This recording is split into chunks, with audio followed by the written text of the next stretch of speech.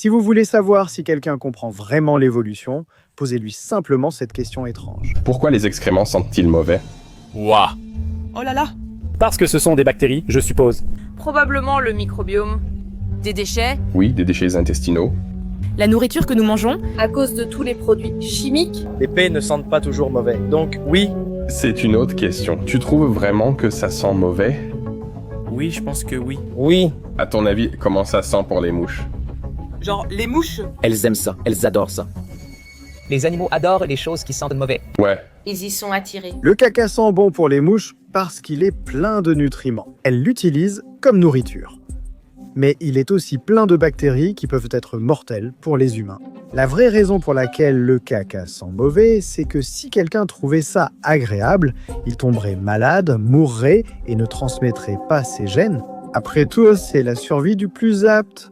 Mais du plus apte à quoi?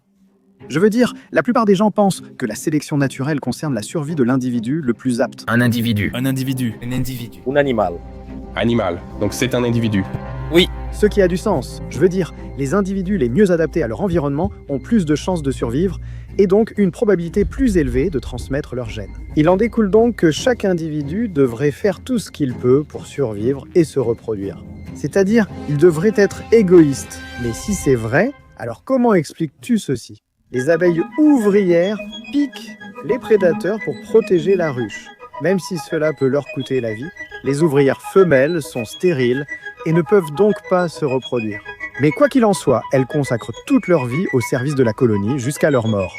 Les singes adoptent des orphelins. Les loups apportent de la viande aux membres de la meute qui ne chassent pas. Les écureuils peuvent pousser des cris d'alerte afin d'avertir leurs congénères de la présence de prédateurs tout proches. Alors, si la sélection naturelle concerne uniquement les individus égoïstes, pourquoi observons-nous autant d'altruisme dans la nature? La survie de l'espèce qui peut s'adapter. Généralement l'espèce. Pour la survie de l'espèce. Donc c'est la survie de l'espèce, d'accord. Mais la survie de l'espèce la plus apte, ou du groupe le plus apte, ne fonctionne pas non plus. Réfléchissez à ce qu'il faut pour que la sélection naturelle ait lieu. Il faut quelque chose qui se réplique souvent, crée des copies, puis un processus où certaines copies sont éliminées, tandis que d'autres survivent et continuent à en produire davantage. Le problème des groupes ou espèces, c'est qu'ils ne se reproduisent généralement pas eux-mêmes. Donc, on n'obtient presque jamais des copies de groupes qui se battent contre d'autres copies de groupes pour voir quel groupe l'emporte. Donc si ce n'est pas la survie de l'individu le plus apte, et que ce n'est pas la survie du groupe le plus apte, alors qu'est-ce que c'est? Eh bien, pour expliquer cela, je veux vous emmener faire un petit voyage jusqu'au début de la Terre.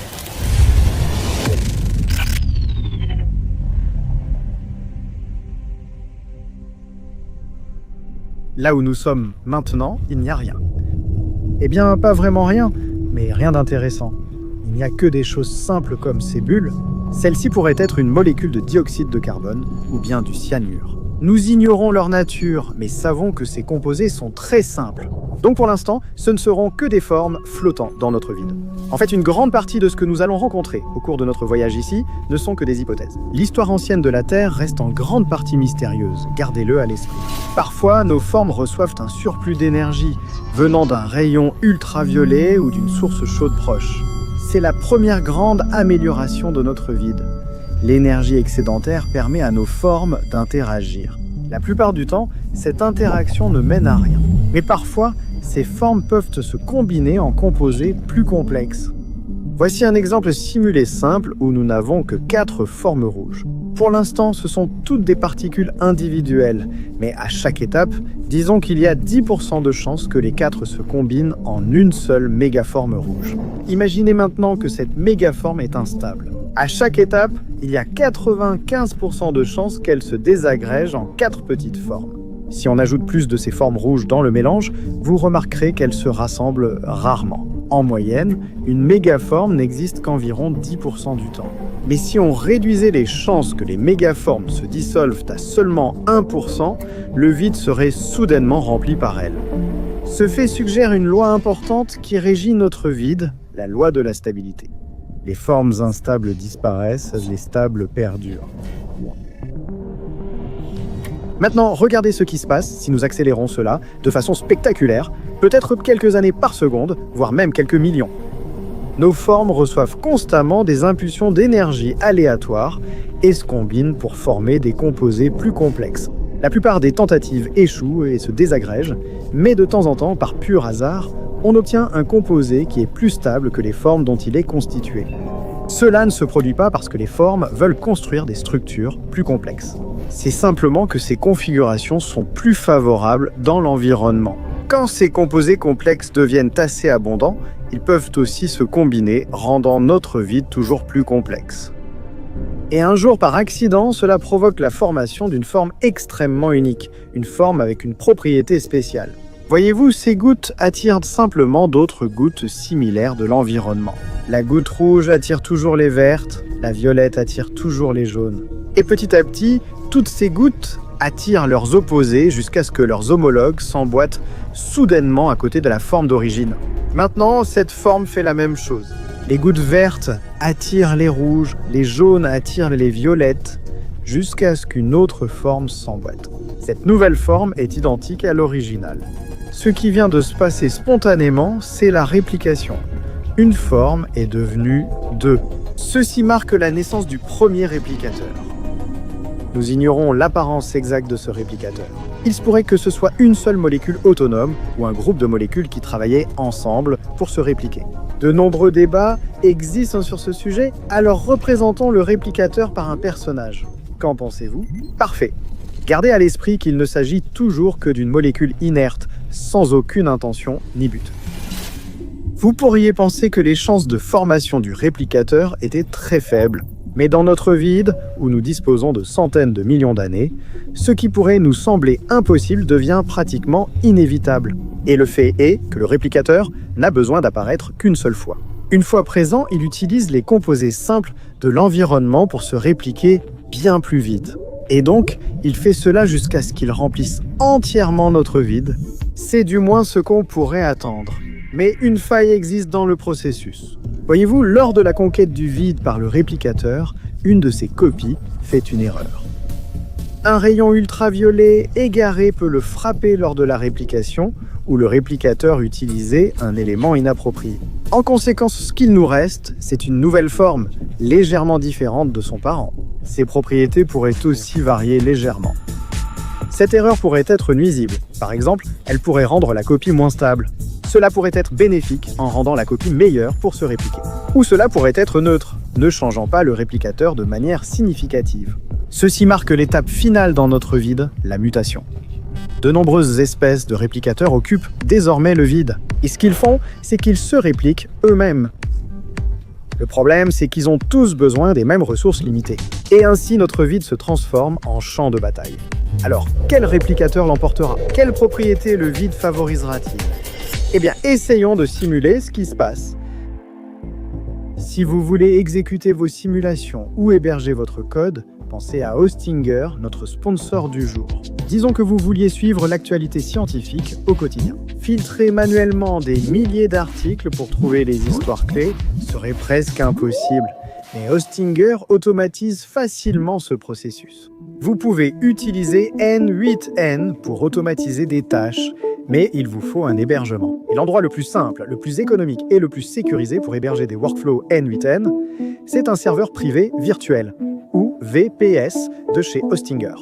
C'est un ordinateur puissant loué dans le cloud. Voici comment créer un nettoyeur d'articles. Le workflow peut récupérer chaque nouvel article scientifique à partir d'une liste de portails. Il peut ensuite envoyer les articles à ChatGPT pour résumer, puis ajouter ces résumés à un tableau et à Notion. En utilisant le modèle préinstallé N8N de Hostinger, la configuration ne prend qu'un clic et vous êtes prêt à commencer à créer des workflows. En hébergeant N8N sur un VPS Hostinger, vous bénéficiez de toutes les ressources nécessaires pour exécuter votre flux de travail en continu, 24 heures sur 24, 7 jours sur 7. Vous pouvez aussi exécuter des workflows simultanés illimités. Imaginez tout ce que vous pourriez accomplir et le temps économisé avec les automatisations Hostinger. Promotion Black Friday en cours. Profitez-en vite. Scannez ce QR code ou allez sur hostinger.com/Veritasium N8N et utilisez le code Veritasium pour une remise supplémentaire. Merci à Hostinger pour le sponsoring de cette partie de la vidéo. Retour à la simulation. Pour simuler une bataille de réplicateurs, donnons des caractéristiques simplifiées à chaque réplicateur. À commencer par le premier. Ce réplicateur est unique, car il peut apparaître spontanément à partir d'éléments de base. Nous lui donnerons donc un taux d'apparition. Cela devrait rester rare, donc fixons la probabilité de formation 1% par unité de temps. Gardez à l'esprit que ces chiffres sont inventés. La simulation est purement illustrative. Maintenant, une fois que le réplicateur apparaît, disons qu'il est régi par 3 caractéristiques principales. Premièrement, un taux de mortalité est la probabilité de désagrégation ou de destruction à chaque étape. Supposons qu'il soit de 2%. Ensuite, un taux de réplication, soit la probabilité de copie à chaque étape, fixée ici à 4%. Enfin, le taux de mutation correspond à la probabilité qu'une copie subisse une mutation. Si ce taux est de 4%, une copie sur 25 sera une mutation. Donc chaque fois qu'une nouvelle mutation apparaît, elle héritera des statistiques de réplication, de mortalité et de mutation de son parent, mais avec une légère part de hasard. Nous ne donnerons pas de taux d'apparition à ces réplicateurs secondaires, formés uniquement comme mutation des générations précédentes. Si toutes leurs copies disparaissent, elles seront perdues à jamais. Avant de lancer la simulation, je souhaite mentionner rapidement la chaîne YouTube Primer. Notre configuration s'inspire de ces simulations remarquables sur la biologie évolutive. Allez voir son travail. D'accord, lançons-la.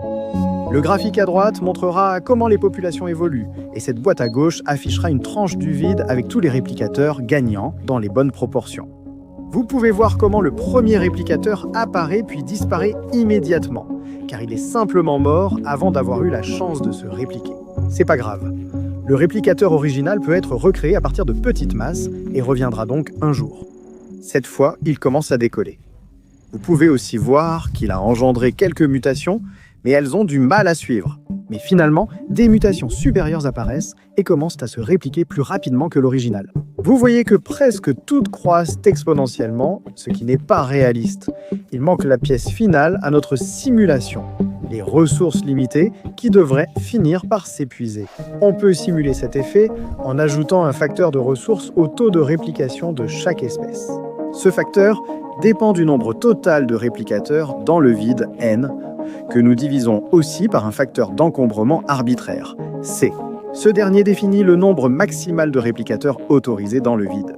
Disons que c'est vos 10 000. Dès qu'il y a 10 000 réplicateurs, les deux effets s'annulent, faisant chuter la réplication à 0. Aucun réplicateur ne pourra se copier tant que la population n'aura pas diminué. Voyons donc comment cela modifie notre simulation. D'accord ? Comme la dernière fois, le réplicateur d'origine commence à croître, après quoi il est rapidement supplanté par ces mutations. Mais cette fois, la plupart de ces populations de mutations commencent à décliner. En raison du manque de ressources, la nouvelle meilleure population, la Lyme 1, commence en fait à voler des ressources aux autres. Ensuite, d'autres mutations plus puissantes que la Lyme apparaissent. Finalement, le réplicateur violet prend le dessus, occupant environ 9000 des 10 000 espaces disponibles. Il freine complètement toutes les autres populations. L'environnement influence fortement le choix du réplicateur dominant. Si vous changez l'environnement, vous changez probablement le résultat. Mais regardons les statistiques du réplicateur qui a dominé cette fois-ci. Cette espèce affiche un taux de réplication de 20% contre 17% en moyenne pour l'ensemble des populations. Évidemment, pouvoir se répliquer rapidement est un avantage ici. Son taux de mortalité est inférieur à la moyenne. Les réplicateurs qui se dégradent moins vite produisent plus de copies. Et enfin, il a un taux de mutation d'1% contre une moyenne de 3,73%. Bien que les mutations aident en injectant de la diversité pour une espèce donnée, moins de mutations signifie des copies plus fidèles. Si nous relançons la simulation, les résultats diffèrent toujours légèrement. Mais les espèces gagnantes ont systématiquement un taux de réplication élevé et des taux de mortalité et de mutation faibles. Maintenant, dans le véritable vide, les choses n'auraient pas été aussi simples. Les réplicateurs auraient dû muter de diverses façons, pas seulement ajuster ces 3 statistiques pour obtenir un avantage. Un réplicateur pourrait muter pour détruire d'autres individus et utiliser leurs composants pour se reproduire davantage. Cela ressemble à une stratégie, mais en réalité, ce n'est que de la chimie qui se répète encore et encore parce qu'elle aide le réplicateur à survivre. Un risque d'attaque favoriserait sans doute des mutations menant à une défense. Ainsi, un réplicateur adverse pourrait tomber sur une mutation qui l'aide à former des barrières protectrices à partir de matériaux environnants, lui permettant de résister à ces attaques. Ces barrières protègent aussi les réplicateurs fragiles des dommages environnementaux, comme la lumière ultraviolet. Ceci marque un seuil important. Les caractéristiques du réplicateur ne déterminent plus seulement les propriétés des molécules. Elles peuvent aussi façonner l'environnement. Ainsi, par hasard, les réplicateurs finissent inévitablement par muter de manière à construire des échafaudages autour d'eux pour augmenter leurs chances de survie. Ils trouvent comment créer des structures pour se déplacer, développent des sens et des moyens de stocker l'énergie. Ils mélangent, échangent et volent même des caractéristiques entre eux. Au fil de milliards d'années d'essais et d'erreurs, cette structure devient de plus en plus complexe. Et par conséquent, les interactions du réplicateur avec le vide deviennent extrêmement indirectes. Il fabrique des machines complexes uniquement pour protéger les réplicateurs en leur sein. Ces machines sont devenues de telles expertes en survie qu'elles existent encore quelques 4 milliards d'années plus tard. Ce sont les bactéries, les plantes, les champignons et les animaux qui vous entourent. Tout ce qui est vivant, y compris vous, a été construit comme un vaisseau de survie pour ces réplicateurs. Mais aujourd'hui, vous auriez du mal à les reconnaître comme des réplicateurs. Maintenant, nous les appelons simplement des gènes. Ils sont cachés au plus profond de chaque être vivant. Des brins d'ADN faits de séquences de nucléotides A, T, G et C. L'une des principales théories aujourd'hui est que les tout premiers réplicateurs étaient en réalité quelque chose de plus proche des molécules d'ARN.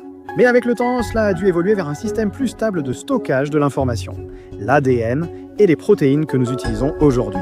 Ils sont le code qui façonne nos traits. On nous apprend que ces caractéristiques existent uniquement pour assurer notre survie, celle de l'individu ou de l'espèce. Mais et si nous avions tout compris à l'envers? Que transmettez-vous à votre enfant? L'ADN. L'ADN, les gènes. Oui, les gènes. Ouais. Ces minuscules réplicateurs mènent toujours le même combat qui a commencé il y a des milliards d'années. Et la logique qui les anime n'a pas changé. Les caractéristiques deviennent simplement plus complexes. Les réplicateurs qui produisent des caractéristiques mal adaptées à leur environnement ont tendance à devenir moins courants, tandis que ceux qui produisent des caractéristiques avantageuses deviennent plus nombreux dans la population. Il ne s'agit pas de l'individu ou du groupe le plus apte, mais de la survie des gènes les mieux adaptés. Ils sont l'unité centrale de la sélection naturelle. Mais pourquoi la sélection naturelle se soucierait-elle précisément du gène? Pourquoi pas quelque chose de plus petit ou de plus grand? Pour subir la sélection, une chose doit avoir 3 caractéristiques, dont la capacité de se reproduire presque à l'identique. Deuxièmement, elle doit avoir des caractéristiques influençant son interaction avec l'environnement, ce qui, troisièmement, affecte sa survie et reproduction. Quelque chose de petit comme un seul nucléotide ne fonctionne pas, car certes, il produira des copies identiques de lui-même, mais seul, il n'exhibe pas de caractéristiques qui pourraient être soumises à la sélection. Et pour quelque chose de plus grand, comme un chromosome, chaque chromosome influence potentiellement des milliers de caractéristiques liées à la survie, mais lors de la reproduction, des sections de chromosomes sont échangées. Donc, un chromosome ne reste pas uni comme une unité de réplication cohésive, et par conséquent, il ne peut pas être sélectionné.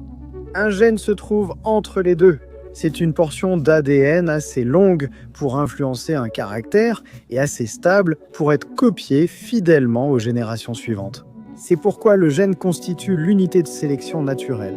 Cette vision a mené à une approche influente et controversée de l'évolution, popularisée par Richard Dawkins dans Le gène égoïste. S'appuyant sur les travaux des biologistes de l'évolution des années 1960 et 1970, et en réaction à la théorie très populaire de la sélection de groupe à l'époque, Richard Dawkins a soutenu que presque chaque trait, qu'il s'agisse d'animaux qui s'entraident ou qui sont complètement égoïstes, est une stratégie qui aide leurs gènes à survivre et à se répliquer.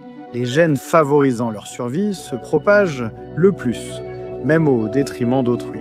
Comme le dit Richard Dawkins, nous sommes des machines à survivre, des robots programmés à l'aveugle pour préserver les molécules égoïstes appelées gènes.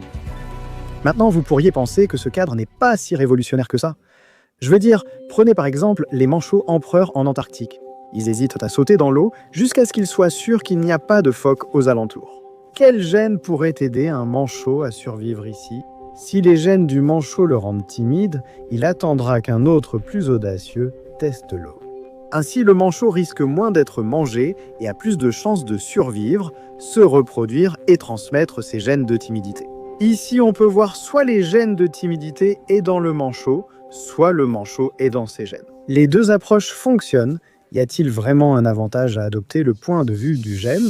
Voyez ce qui arrive quand on utilise ces deux cadres pour expliquer le comportement altruiste présent à de nombreux endroits dans la nature. Prenez les spermophiles de Californie. Les femelles lancent des cris d'alarme en cas de prédateur, comme un renard ou une buse, pour prévenir les autres spermophiles. Même si cela met sa survie en danger, les gènes qui influencent ce comportement n'aident sûrement pas cette spermophile. Mais la spermophile peut-elle encore aider les gènes ? C'est plus clair en considérant que la plupart des êtres vivants se reproduisent sexuellement. C'est ça. Un écureuil reçoit la moitié de son ADN de sa mère et l'autre de son père, partageant ainsi la moitié de ses gènes avec chacun. Mais aussi, tout enfant qu'il aura partagera également la moitié de ses gènes avec lui, ainsi qu'avec ses frères et sœurs. Mais avec un oncle ou un grand-parent, il partage un quart de ses gènes, et un degré de plus, c'est un huitième. En résumé, vous partagez de nombreux gènes avec votre famille proche. Et les spermophiles de Californie, surtout les femelles, vivent entourés de leur famille. Si un spermophile a des gènes l'incitant à alerter en cas de prédateur, il est probable que ceux qui entendent son cri possèdent aussi ces gènes. Maintenant, à cause de son cri d'alarme, disons que le spermophile attire un prédateur vers elle et finit par se faire manger. Cette action prive les gènes du cri d'alarme de la possibilité de se transmettre à une future descendance chez ce spermophile. Mais si le cri d'alarme a permis de sauver au moins 2 copies de ces gènes chez 2 des proches du spermophile, alors au final, ces 2 spermophiles ont une meilleure chance de transmettre ces gènes à leur descendance que ce spermophile seul. Du point de vue du gène, cela pourrait être un bon compromis. Peu importe qui aide les gènes à se répliquer, l'essentiel est que le maximum de copies survivent. Ce principe selon lequel aider de façon altruiste ses proches parents contribue à préserver ses propres gènes est connu sous le nom de sélection de parentèle. Le bénéfice d'un acte altruiste lors de la sélection de parentèle dépend surtout du lien de parenté avec ceux que vous aidez. Moins vous êtes apparentés, moins il est probable que vous partagiez ce gène avec un autre individu. On l'observe aussi dans la nature.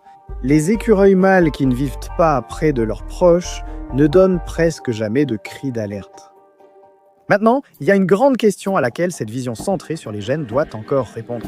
Si la sélection favorise vraiment les gènes qui se répliquent bien, alors pourquoi le sexe aurait-il jamais évolué comme moyen de reproduction s'il élimine environ la moitié des gènes ? La plupart des animaux se reproduisent sexuellement. Pourquoi le faire alors que certains organismes, comme des plantes ou champignons, transmettent tous leurs gènes par reproduction asexuée ? Du point de vue des gènes, cela semble être une bien meilleure affaire. Quand il s'agit de reproduction sexuelle, les gens aiment dire « d'accord ». Eh bien, cela mélange les gènes. C'est comme mélanger un jeu de cartes. Et n'est-ce pas mieux pour créer plus de variations ? Et clairement, c'est avantageux. Une autre façon d'expliquer cela, c'est que si les gènes qui régulent la reproduction sexuelle tirent davantage à se répliquer sexuellement, alors ils vont continuer à favoriser ces gènes. C'est ça. Même si c'est négatif pour les autres gènes du génome. Oui. S'ils en tirent profit, ils continueront à le soutenir. Alors, y a-t-il des problèmes avec la façon dont le gène égoïste explique la sélection naturelle ? Eh bien, oui, je veux dire. Il s'avère que ce cadre suscite beaucoup de controverses. Une des principales critiques du gène égoïste est qu'il néglige le rôle du hasard. Chaque gène du génome existe car il a été sélectionné par la sélection naturelle au fil des générations. Mais de nombreux gènes sont en réalité invisibles pour la sélection naturelle, car ils n'exhibent pas vraiment de caractéristiques significatives dans la population. Pourtant, ils peuvent évoluer avec le temps.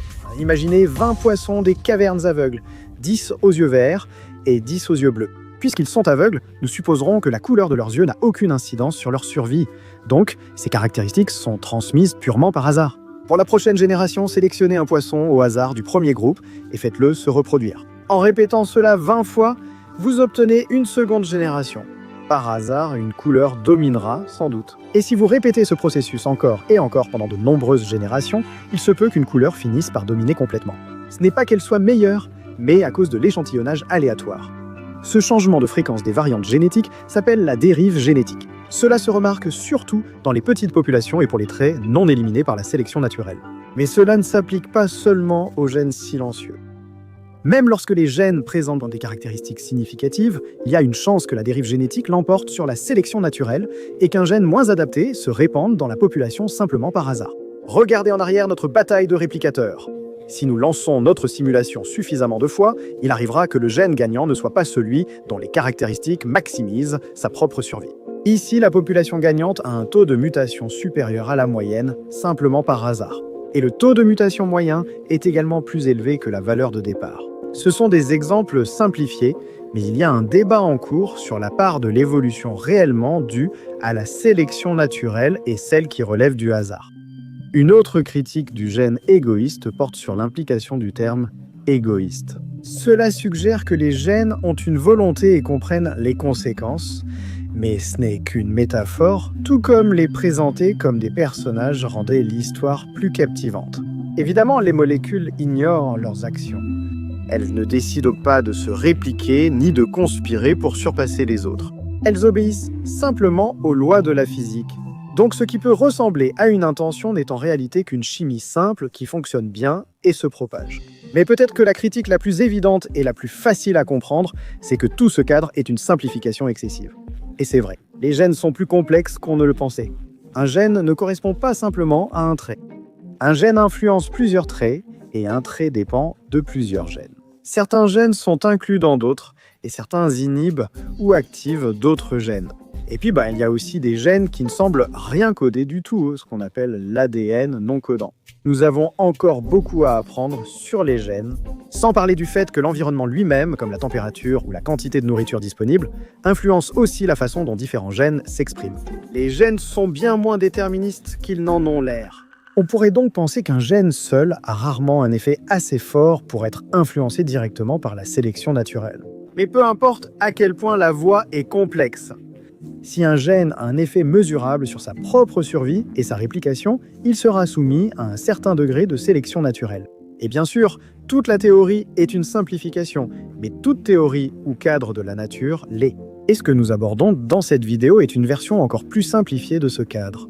Mais cela n'enlève rien au fait que voir le monde à travers ce prisme a un pouvoir incroyable pour nous aider à comprendre le processus de l'évolution. Cela nous aide à comprendre pourquoi nous voyons une telle diversité de comportements dans notre monde, car fondamentalement, ces traits ont tendance à entraîner une prévalence croissante des gènes auxquels ils sont associés. C'est comme si le but était de découvrir ce qui est vrai, d'atteindre la vérité. Et pour moi, c'est la vérité fondamentale de l'évolution. C'est ce que j'aime dans la création de Veritasium, c'est que on peut vraiment décortiquer et aller sous la surface. Et c'est ce que j'ai aimé en lisant le livre Le gène égoïste, c'est que ça m'a vraiment ouvert les yeux là-dessus. Avant, je pensais probablement toujours au niveau de l'individu, mais il est plus logique de réfléchir au niveau du gène. Le fait de ressentir que vous et tous les autres organismes vivants êtes guidés par des molécules au plus profond de chaque cellule est fondamentalement troublant et semble vous retirer votre libre arbitre en tant qu'être pensant et agissant dans le monde. Oui, c'est assez troublant. Mais que vous soyez d'accord ou non avec l'idée que nous pourrions être contrôlés par nos gènes et n'être que leurs robots de chair. C'est ça ? Je pense que c'est un peu déraisonnable et irréaliste de traverser la vie en pensant que chaque décision est gouvernée par cela. Ça ne t'apporte pas grand-chose parce que nous percevons le monde en tant qu'individu. Donc je pense que c'est très bénéfique de te voir comme ta propre entité, comme ton propre, individu. Je veux adresser un grand merci à Joe Hanson de Bismart pour nous avoir aidés avec cette vidéo et un autre merci à Primer pour nous avoir permis d'adapter sa simulation sur les premiers réplicateurs. J'ai mis les liens vers leur chaîne dans la description, alors allez y jeter un œil. Et enfin, je veux te dire un immense merci. Merci d'avoir regardé.